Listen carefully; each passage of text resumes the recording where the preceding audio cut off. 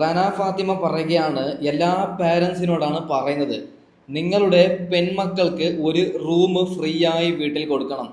എന്തിനെന്നല്ലേ, അതായത് ലവ് ബ്രേക്കായി കഴിഞ്ഞാൽ കരയാൻ വേണ്ടി ഒരു റൂം ഫ്രീ ആയി കൊടുക്കണമെന്നാണ് റന ഫാത്തിമ പറയുന്നത്. ആ ഒരു പറയുന്ന രംഗം നിങ്ങൾ ജസ്റ്റ് ഒന്ന് കേൾക്കണം. ഓക്കെ, സത്യം പറഞ്ഞാല് സ്വന്തം റൂമിൽ വാതിൽ കുത്തിയിടുന്നത് പോയിട്ട് സ്വന്തമായിട്ടൊരു മുറി പോലും ഉണ്ടാവില്ല ഒരു പെൺകുട്ടിക്ക്.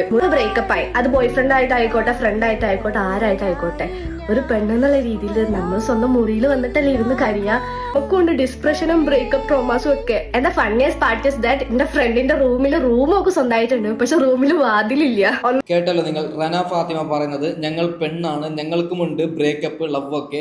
അപ്പോൾ ഞങ്ങൾക്ക് ബ്രേക്കായി കഴിഞ്ഞാൽ കരയാൻ വേണ്ടി ഒരു റൂം എല്ലാവരും റെഡിയാക്കി കൊടുക്കണം.